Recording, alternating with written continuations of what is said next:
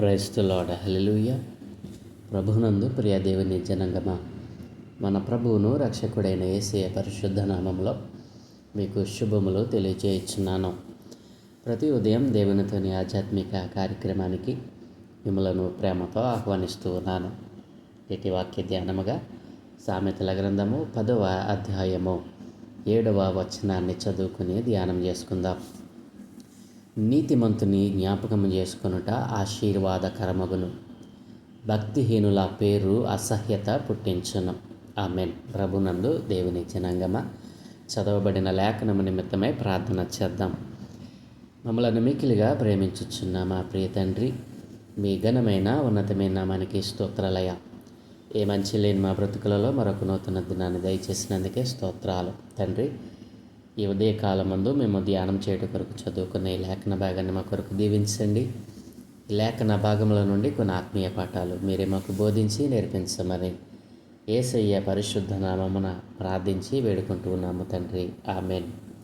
ప్రభునందు ప్రియ దేవుని జనాంగమ, సామెతల గ్రంథం 10వ అధ్యాయము నిన్నటి దినాన 6వ వచనాన్ని మనం ధ్యానం చేశాం. నీతిమంతుని తల మీదికి ఆశీర్వాదములు వచ్చును, బలాత్కారము భక్తిహీనుని నోరు మూసివేయును అని.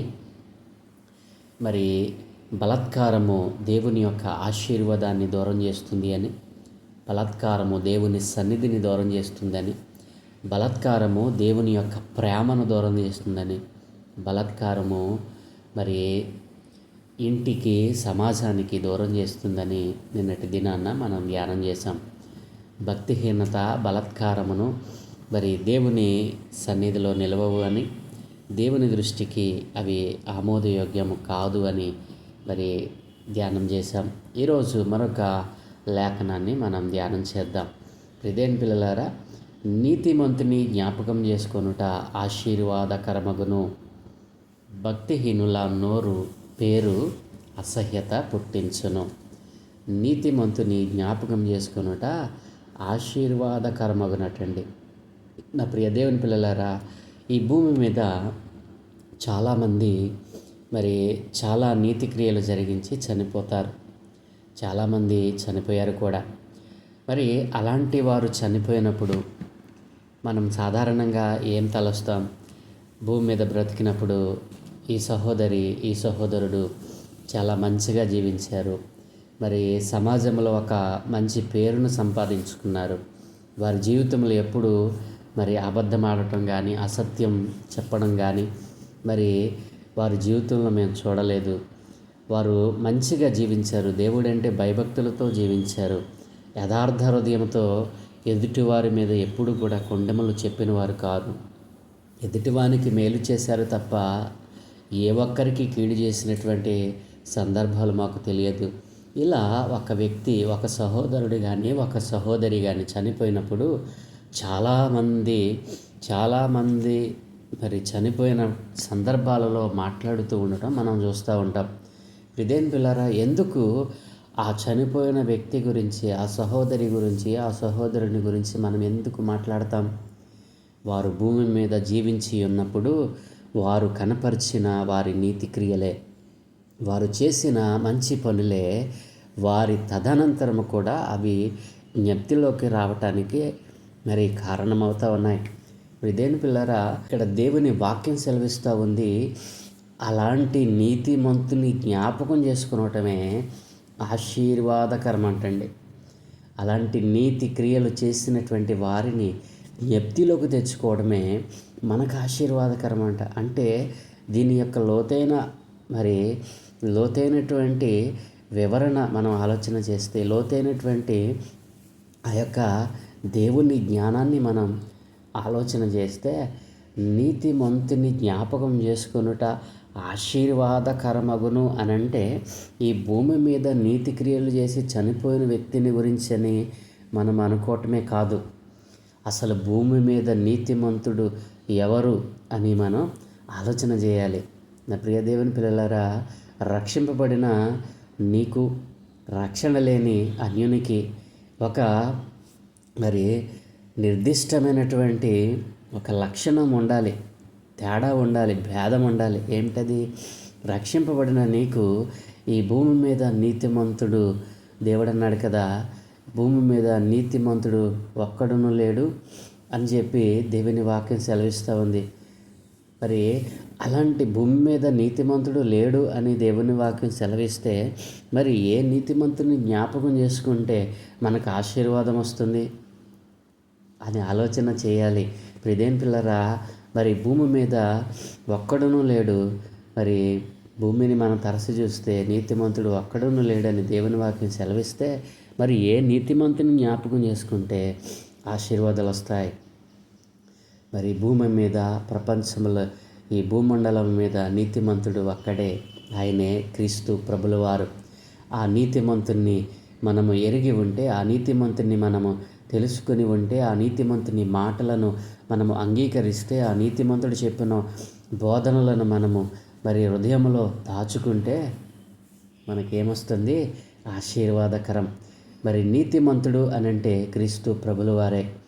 ఆ నీతిమంతుని ఎరిగిన వారందరూ మరి నీతిమంతులుగా ఆయననే తీరుస్తాడు, నీతిమంతులుగా ఆయనే మారుస్తాడు. మనము భూమి మీద జీవించినంత కాలము మన జీవితము మరి అనీతిమంతమైనదిగా కనపడుతుంది. ఏదో ఒక మూలన మనలో అనీతి కనపడుతుంది. ఏదో ఒక మరక మనలను ఆ నీతికి దూరం చేస్తుంది. కానీ ఏ మచ్చ డాగు లేని మరి పరిశుద్ధుడైనటువంటి నీతిమంతుడు ఎవరో తెలుసా? నేను ప్రకటిస్తున్న నజరేయుడైన యేసుక్రీస్తు ప్రభులవారు. విదేన్ పిల్లలారా, ఆ నీతిమంతుని జ్ఞాపకం చేసుకొని, ఆ నీతిమంతుడిచ్చేటువంటి జ్ఞానాన్ని పొందుకొని, ఆ నీతిమంతుడు ఎలా జీవించాలో, ఎలా మరి నడవాలో, ఎలా మాట్లాడాలో, ఎలా చూడాలో ఆయనే ఈ భూలోకమునకు నరరూపిగా వచ్చి మరి సమస్తమును మనకు మాదిరిగా ఉంచి వెళ్ళిన ఆ నీతిమంతుని జ్ఞాపకం చేసుకోవడం ఎంతైనా ఆశీర్వాదకరం. నా ప్రియదేని పిల్లలారా, ఆ నీతిమంతుని మరి తెలుసుకొని, ఆ నీతిమంతునిలో ఉన్నటువంటి కొన్ని గుణలక్షణాలను సంపాదించుకొని భూమి మీద చాలామంది మరి అదే నీతిమంతమైన క్రియలను జరిగించారు. అంత నీతికి లేదు, కానీ దేవునిలో ఉన్న నీతిని వారు పొందుకోలేదు. కానీ ఆయనలో ఉన్న 1-2 లక్షణాలను సంపాదించుకొని భూమి మీద మంచివారిగా మరి తను చాలించిన వారు చాలామంది మనము చూస్తూ ఉన్నాం. నా ప్రియ దేవుని పిల్లలారా, దేవుని వాక్యం సెలవిస్తూ ఉంది, నీతిమంతుని జ్ఞాపకం చేసుకొనుట ఆశీర్వాదకరం. దేవుని లేఖనాలు సెలవిస్తూ ఉన్నాయి. కీర్తన 112:6 అట్టివారు ఎప్పుడునూ కదిలింపబడరు, నీతిమంతులు నిత్యము జ్ఞాపకములో ఉంటారటండి. ఇప్పుడు దేని పిల్లరా, ఎప్పుడు ఈ యొక్క మరి ఈ యొక్క ఆశీర్వాదం మనం పొందుకుంటాం? ఎప్పుడు మన నీతి క్రియలు మరి ఎప్పుడు మనము నిత్యము జ్ఞాపకంలో ఉంటాం? నీతిమంతుడైన యేసుక్రీస్తును ఎరిగి ఆయన జీవితాన్ని మనము కూడా మరి సంపాదించుకున్నప్పుడు, ఆయన గుణ లక్షణాలను మనము కూడా సంపాదించుకున్నప్పుడు, ఆయన నడవమన్న మార్గంలో మనం నడిచినప్పుడు, నా ప్రియ దేవుని పిల్లరా, నిత్యము మనం ఏం చేస్తామంట? జ్ఞాపకంలో ఉంటామంట. ఈయన నీతిమంతుడు అని స్టాంప్ వేయడానికి ఈ లోకంలో మరి మనం సరిపోతామా అని అంటే, ఏదో ఒకసారి ఏదో ఒక క్షణంలో మనం పడిపోతాం. కానీ పడి చెడనివాడు, మరి నీతి క్రియలు జరిగించి మరి నీతిగా బ్రతకమని బోధించినవాడు క్రీస్తు ప్రభుల వారిలో మాత్రం ఎక్కడ పడినా చెడినటువంటి సందర్భం ఈసమంతా కూడా లేదు. నా ప్రియదేని పిల్లరా, కాబట్టి ఈ లోకంలో ఆయన గుణలక్షణాలను ఎరిగి, ఆయన నడవమన్న మార్గంలో నడుస్తూ, ఆయన ఆజ్ఞలను పాటిస్తూ, ఆయన ఉపదేశాన్ని అంగీకరించి జీవించినప్పుడు, ఆయనలో ఉన్న ఒక్క గుణమైనా సరే మనం సంపాదించుకుంటే భూమి మీద మనము నీతిమంతులమే. అట్టివారు ఏం చేస్తారంట? నిత్యము జ్ఞాపకంలో ఉంటారంటండి. నా ప్రియ దేవుని జనంగమా, నీతి అట్టివారిని జ్ఞాపకం చేసుకోవటమే ఆశీర్వాదకరం అంటండి. దేవుని యొక్క ఉద్దేశం ఏంటో తెలుసా? మరి క్రీస్తు ప్రభుల వారు ఎలా జీవించారో అలా మనం జీవించినప్పుడు మరి భూమి మీద ఉన్నటువంటి మనుష్యులు మనలను చూసి ఆశీర్వదించబడతారంటండి. ఎంత గొప్ప ధన్యత సంపాదించాలి! ఈ భూమి మీద రక్షింపబడటమే ప్రాముఖ్యం కాదు. మరి రక్షణ పొందుకుంటే పరలోకం వెళ్ళిపోతాం అనుకుంటే పొరపాటే. ఈ భూమి మీద రక్షణకు తగినటువంటి ఆ నీతి క్రియలు కనిపించాలి. ఆ నీతి క్రియలు మన జీవితంలో ప్రతిబింబించాలి. ఆ నీతి క్రియలు మరి చూసిన వారికి కన్నులకు అవి ఆశీర్వాదకరములుగా మారాలి. మరి అలా మారుతా ఉన్నాయా? నీ రక్షణ అనుభవము ఇతరులకు మేలు చేసేదిగా ఉందా?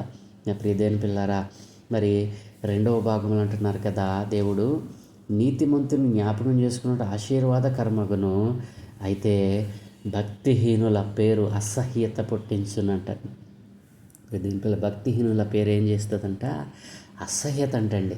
మరి మంచివాడు చనిపోతే మరి కొన్ని దినములైనా జ్ఞాపకం చేసుకుంటాం. అరే ఆడు బాగా జీవించాడురా, ఆ సహోదరి బాగా జీవించింది, భక్తిగా జీవించింది, దేవుడంటే భయభక్తులతో జీవించాడు అని ఒక సహోదరుని గురించి మనం సాక్ష్యం ఇస్తాం. కానీ భక్తిహీనుడు చనిపోతే చచ్చాడు రా బాబు, వాడి జీవితంలో ఎప్పుడు కూడా మంచి పని చేసిన వాడు కాదు, ఎప్పుడు చెడ్డ క్రియలే, ఎప్పుడు చెడ్డ ఆలోచనలు, చెడ్డ తలంపులే అని ఇలాంటి సాక్ష్యం ఎవరికి వస్తుందో తెలుసా? భక్తిహీనులు, వారి పేరు ఏమవుతుందంట? మరువబడుతుందంటండి. ప్రియదేవుని పిల్లరా, మరి చాలా భక్తిహీనుల మరి పేరు అసహ్యత పుట్టించును అనేటువంటి మాటలో భక్తిహీనుల గురించి దేవుడు ఎన్ని రకాలైనటువంటి మరి లేఖనాలు ఇక్కడ ఉదాహరించాడో. కీర్తన 109:13 అంటాడు కదా, వాని వంశము నిర్మూలము చేయబడును గాక, వచ్చు తరమునందు వారి పేరు మాసిపోను గాక. అసలు తరములోనే వాడి పేరు లేకుండా చేస్తారటండి. వాడు భక్తిహీనుడి పేరు అసహ్యత పుట్టిస్తుంది. మరి వాని వంశమే నిర్మూలమవుతుందట. వచ్చు తరమంది అసలు వాడి పేరు కూడా జ్ఞప్తిలోకి తెచ్చుకోరంటండి. అంటే ఇక వాడి తరము వాడితోనే అంతమించిపోతుంది. భక్తిహీనత ఎంత చెడ్డ పేరును తెచ్చిపెడతా ఉందో. ప్రియదేవుని పిల్లరా, మరి ఇక్కడ మరి మరొక లేఖనాన్ని మనం చూసినట్లయితే, ప్రియదేవుని పిల్లరా, మరి యోబు గ్రంథం 27 మరి 23వ వచనంలో, మనుషులు వారిని చూచి చప్పట్లు కొట్టుదురు, వారి స్థలంలో నుండి వారిని చీకొట్టి తోలివేయుదురటండి. ఎవరిళ్ళు? భక్తిహీనులు. అలాగుననే 109వ కీర్తన 15వ వచనంలో, ఆయన వారి జ్ఞాపకమును భూమి మీద నుండి కొట్టివేయినట్లు ఆ పాపములు నిత్యము యెహోవా సన్నిధిని కనబడుచుంటాయంటండి. భక్తిహీనులు చేసిన చెడ్డ కార్యాలు, అసహ్యమైన కార్యాలు ఎక్కడ కనబడుతున్నాయంట? మరి యెహోవా సన్నిధిని కనబడుతున్నాయంటండి. నా ప్రియ దేవుని పిల్లలు జాగ్రత్తగా ఆలోచన చేయండి. భక్తిహీనత వలన నీవు చేసిన చెడ్డ కార్యాలు, ఆ చెడ్డ క్రియలు దేవుని సన్నిధిలో నిత్యము జ్ఞాపకం ఉండేటట్లుగా దేవుడు ఏర్పాటు చేశాడు. కాబట్టి ఆయన అంటున్నాడు కదా, ఆయన వారి జ్ఞాపకమును భూమి మీద నుండి కొట్టివేయినట్లు ఆ పాపములు నిత్యము యెహోవా సన్నిధిని కనబడుచుండును అంటున్నాడు. అంటే భక్తిహీనతతో ఈ భూమి మీద నువ్వు చేస్తున్న అసహ్యమైన కార్యములు, దేవునికి మరి బాధ కలిగించేటువంటి కార్యములు, వాక్య విరుద్ధమైన నీ జీవితం దేవుడు ఏం చేస్తున్నాడో తెలుసా? భూమి మీద నుండి కొట్టివేయనట్లుగా అసలు నీ జ్ఞాపకమే భూమి మీద లేకుండా చేస్తానంటున్నాడు. ఎంత దరిద్రత అండి, ఎంత ఉగ్రత! ఈ భూమి మీద నువ్వు జీవిస్తున్నప్పుడే నీ మీద మరి దేవుడు దాన్ని లెక్కింపజేస్తున్నాడని ఎప్పుడే ఎరిగావా? కాబట్టి ప్రియదేవుని పిల్లారా, ఇంకా చాలా మరి భక్తిహీనుల గురించి చాలా లేఖనాలు ఇక్కడ సెలవిస్తూ ఉన్నాయి. ప్రియదేవుని పిల్లారా, మరి యోబు గ్రంథం 18వ అధ్యాయం 17వ వచనంలో మనం చూస్తే, భూమి మీద ఎవరును వారిని జ్ఞాపకము చేసుకున్నారు, మైదానమందు ఎక్కడను వారిని ఎరుగున వారు ఉండరు. ఎంత దౌర్భాగ్యమైనటువంటి బ్రతుకు భక్తిహీననిది. ప్రియదేవుని పిల్లారా, ఇక్కడ చూడండి, నీతిమంతుని జీవితం, వాడు భూమి మీద జీవించినప్పుడు ఆ నీతిమంతుడైన యేసుక్రీస్తు ప్రభుల వారిలోని ఒక గుణాన్ని సంపాదించుకుంటేనే వాని క్రియలు భూమి మీద జ్ఞాపకం చేసుకోబడితే, ప్రియదేవుని పిల్లారా, భక్తిహీనుడంట భూమి మీద ఎవరినో వాడిని జ్ఞాపకం చేసుకోడంటండి. అంతేకాదు, మైదానమందు కూడా ఎక్కడ వారిని మరి భక్తిహీనుడు చనిపోతే మరొక నెలలో వచ్చి పలానాడు ఎక్కడని అడగడంట ఎవడు కూడా. ఎందుకని? వాడు విడవబడిన వాడు, దేవుని సన్నిధిలో వాడు చేసిన పాపాలు నిత్యము వాడి మీద నిందారోపణలు చేస్తూ ఉన్నాయంటండి. వాడు భక్తిహీనత మరి భూమి మీద మరువబడుతుంది, మరునాడే మరువబడుతుంది అటండి. ఎంత మరి దయనీయమైనటువంటి పరిస్థితి భక్తిహీనది. కాబట్టి దేవుని వాక్యం సెలవిస్తూ ఉంది, నీతిమంతుడైన యేసుక్రీస్తుని కలిగి ఆయన యొక్క బోధనలను, ఆయన ఆజ్ఞలను పాటిస్తూ ఎవరైతే ఆయన గుణగణాలలో ఒక్కటైనా సంపాదించుకుంటారో, భూమి మీద జీవించినప్పుడు ఆయన గుణలక్షణాలలో ఒక్కటైనా సంపాదించుకుంటారో వారిని మంచివారిగా, నీతిమంతునిగా ఈ భూమి మీద ఆయన స్థిరపరుస్తానంటున్నాడు. ఆ నీతి క్రియలు మరి ఈ తరమే కాదు, వచ్చు తరములలో కూడా జ్ఞాపకం చేసుకుంటారు అని దేవుడు సెలవిస్తూ ఉన్నాడు. కాబట్టి నీ నీతి క్రియలు మంచివేనా? దేవుని గుణలక్షణాలలో ఒక్కటైనా నీవు సంపాదించుకున్నావా? ఈ భూమి మీద నీ ధనమును బట్టో, నీకున్న పలుకుబడిని బట్టో మంచివాడు అని నీకు నీవుగా డబ్బాలు కొట్టుకుంటే సరిపోదు. అది దేవుని సన్నిధిని నిత్యము నిలవాలి. భక్తిహీనుని యొక్క భక్తిహీనత నిత్యము దేవుని సన్నిధిలో ఏం చేస్తున్నాయంట? కనబడతా ఉన్నాయంట. కాబట్టే వాడి పేరు మరువపడతా ఉంది. మరి నీ నీతి క్రియలు దేవుని సన్నిధిలో కనబడతా ఉన్నాయా? నీవు భూమి మీద నుండి గతించినప్పుడు నిన్ను జ్ఞాపకం చేసుకునేవారు కొందరైనా సంపాదించుకుంటున్నావా? ఎందుకు నీవు జ్ఞాపకంలోనికి రావాలి? నీ జీవితము మరొకరికి ఆశీర్వాదకరంగా మారాలి అని దేవుడు ఆశపడతా ఉన్నాడు. ప్రతి వారి జీవితం మరొకరికి మేలు చేసేదిగా మారాలి. అదే దేవుని యొక్క కోరిక, ఆయన ఉద్దేశము. నా ప్రియమైన పిల్లరా, మరి ఇప్పుడైనా దేవుని ఉద్దేశం ఏమిటో, నీ పట్ల దేవుని చిత్తం ఏమిటో దేవుని అడిగావా? ఒకవేళ భక్తిహీనతతోనే ఈ భూమిని విడిచిపెడితే నీకు లభించేది ఏంటో తెలుసా? నీ పేరు మరువబడద్ది, నీ కుటుంబమే నిన్ను తలుసుకోరంటండి. సొంత కుటుంబమే మరుస్తారట. తరము ఇక నేను జ్ఞాపకం చేసుకొని నీ తరము నీతోనే మరి సమాధి చేపడుతుంది. కాబట్టి నా ప్రియమైన పిల్లరా, నీతిమంతుని జ్ఞాపకం చేసుకున్నట్టు ఆశీర్వాదకరమగును, భక్తిహీనుల పేరు అసహ్యత పుట్టించును. కాబట్టి ఇప్పుడే నన్ను మంచి సమయం, ఇది అనుకూలమైన సమయం. దేవుడు మరి కృప చూపిస్తున్నటువంటి కృపాకాలంలోనే నీలో ఉన్నటువంటి భక్తిహీనతను, ఆ చెడు లక్షణాలను, చెడు గుణాలను అన్నిటిని విడిచిపెట్టి ఈరోజే నీతిమంతుడైన యేసు క్రీస్తు ప్రభువులను వారిని జ్ఞాపకం చేసుకుని ఆయన నామములో రక్షణ ఉందని, ఆయన నామములో స్వస్థత ఉందని, ఆయన నామములో విడుదల ఉందని గ్రహించినట్లయితే నిన్ను కూడా ఆయన నీతిమంతుల మరి జాబితాలో చేరుస్తాడు. నీతిమంతుల లెక్కలలో నిన్ను ఉంచుతాడు. నీ నీతి క్రియలు మరి ప్రతిబింబించడానికి ఆయన సహాయం చేస్తాడు. ఒకవేళ నీవు నీతిగా జీవించాలని ఆశపడుతూ ఉంటే, భక్తిహీనునిగా ఇప్పటి వరకు నీవు జీవించి ఉంటే, దేవుడు నిన్ను 2 చేతులు చాచి పిలుస్తూ ఉన్నాడు. నీ జీవితాన్ని మార్చుకుంటావా? భక్తిహీనతలోనే నీ జీవితాన్ని మరి చాలిస్తావా? ఏది నీకు కావాలి? ఈ రోజున నీతిమంతుడైన యేసును జ్ఞాపకం చేసుకుంటే నీకు ఆశీర్వాదకరం. అదే యేసుని నీవు తిరస్కరిస్తే నీ పేరు మరువబడుతుంది, అసహ్యత పుట్టిస్తుంది. నీ పేరు ఎన్నడూ కూడా ఎవ్వరూ తలచరు. కాబట్టి ఏది కావాలో ఈ ఉదయకాలం ముందు దేవుని సన్నిధిలో మరి కనిపెట్టు, దేవుని సన్నిధిలో అడుగు. నీతిమంతుడైన నిన్ను జ్ఞాపకం చేసుకుంటానయ్యా, నా జీవితాన్ని మార్చని అడిగితే, నీవు ఎంత భక్తిహీనుడవైనా, ఎంత దుర్మార్గుడవైనా, నువ్వెంత పాపివైనా, నా దేవుడు నిన్ను మరి రక్షించటానికి, నా దేవుడు నిన్ను మార్చడానికి ఇష్టపడుతూ ఉన్నాడు. మరి అయితే నాతో కలిసి చిన్న ప్రార్థన చేస్తావా? దయగలిగిన మా ప్రియ పరలోకపు తండ్రి, ఘనమైన నామానికి స్తోత్రాలయ్యా. అయ్యా, ఇదిగో తండ్రి, నీ నీతిమంతమైన జీవితము తరతరములు కూడా జ్ఞాపకం ఉంచుకున్నటకు అయ్యా నీవు నీతిమంతుడు నాయన. నీ నీతి క్రియలు అయ్యా మా జీవితాలను మారుస్తాయి, మా జీవితాలను నైనా ఇదిగో తండ్రి వెలిగిస్తాయి నాయన. చీకటిమయమైన మా యొక్క జీవితాలను నీ వాక్యపు వెలుగులో వెలిగిస్తూ ఉన్నాయి నాయన. అట్టి వెలుగును, అట్టి నాయన నీతి క్రియలను కలిగిన వారమే నిన్ను జ్ఞాపకం చేసుకుంటూ నీలో ఉన్న ఒక గుణానైనా సంపాదించడానికి అయ్యా ఇదిగో తండ్రి, ఈరోజు నా భక్తిహీనులుగా, చెడిపోయిన వారిగా, దుర్మార్గులుగా, దుష్టులుగా, పాపులుగా ఉన్నటువంటి వారు నీ మాటలు విన్నారు నాయన. ఎవరైతే హృదయాలను మార్చుకోవటానికి ఇష్టపడతా ఉన్నారో, ఎవరైతే భక్తిహీనులుగా మరి చెడిపోయిన వారుగా ఉన్నారో అయ్యా, ఈ మాటలు వింటున్న వారిలో ఒక నూతనమైనటువంటి తీర్మానాన్ని దయచేశారు.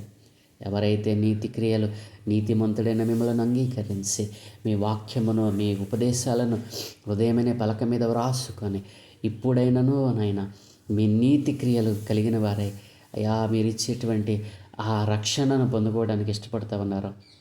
ఎందరైతే నైనా ఇదిగో తండ్రి భక్తిహీనత చేత తమ జీవితాలను పాడు చేసుకొని దుర్మార్గులుగా పాపులుగా అయా వ్యభిచారులుగా పడిపోయి చెడిపోయి ఉన్నారో వారు మరులు కొల్పబడి నీ నామమున వారు రక్షణ పొందటానికి నీ నీతిలో ఉన్న ఒక భాగమునైనా సంపాదించుకోవటానికి వారికి సహాయం దయచేయమని, ఎందరైతే ఈ రోజున నీతిమంతులుగా జీవించాలని అయ్యా ఇదిగో తండ్రి వారి నీతి క్రియలు మరొకరికి ఆశీర్వాదంగా మారాలి అని ఆశపడుతూ ఉన్నారు, ఎవరైతే భక్తిహీనతలో ఉండి పాపంలోనే జీవిస్తూ ఉన్నారో వ్యభిచారులుగా జారులుగా అయ్యా ఇదిగో చెడిపోయిన వారుగా ఉన్నారో వారందరి ఆత్మలను మీ పాదాల చెంతకు తెస్తూ ఉన్నాను. అందరినీ అంతటనైనా మీరు దర్శించండి, వారి ఆత్మలను రక్షించండి. అయా నీ వాక్కును వినే మనసును వరకు దయచేయమని, ఏ ఒక్కరు నశించిపోకుండా అందరూ అంతటా రక్షణ పొందుకోవటానికి నీ సువార్త ప్రకటింపబడడానికి సహాయము దారులు తెరవమని, మీరే మహిమ ఘనత ప్రభావాలు పొందమని, ఈ దినమే చేయ పనులన్నిటి మీద మీకు అనుదృష్టి ఉంచి మీ దూతల కాపుతలను గ్రహించి మీరే మహిమ పొందుకోమని యేసయ్య పరిశుద్ధ నామమున ప్రార్థించి వేడుకుంటూ ఉన్నాము తండ్రి. ఆమేన్, ఆమేన్, ఆమేన్.